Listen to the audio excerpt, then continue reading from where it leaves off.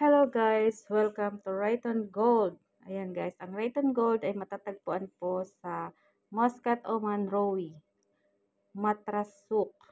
So ayan guys, kasama ko po yung aking mga kaibigan na si Sis Ruby, si Joy at si Christine. Nagpunta po kami dyan sa Rayton Gold para tumingin ng mga gold at kung may mga magugustuhan, sila ay bibili. Pero para sa akin guys, hanggang tingin-tingin lang po ako dahil wala naman po talaga akong budget para bumili ng gold. So, malay nyo guys, pag meron tayong nagustuhan dyan at makapag-ipon-ipon, nagustuhan, syempre, i-reserve natin yan. Saka tayo bibili.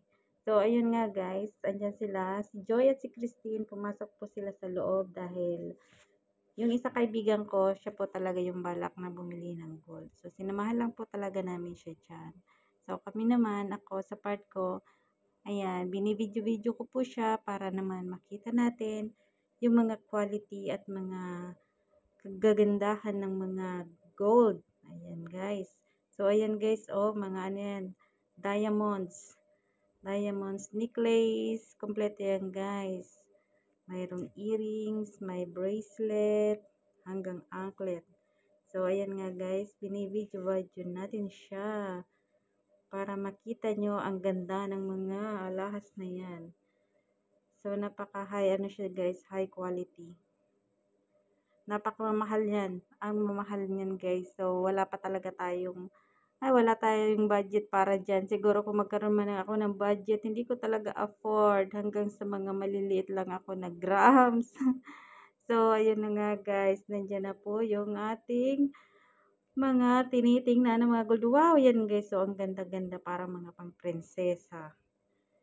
So, kung isasanla natin yan guys, Diyos ko, ang laki-laki niyan. Maganda guys mag-invest ng gold, diba? Kasi parang lupa lang din yan.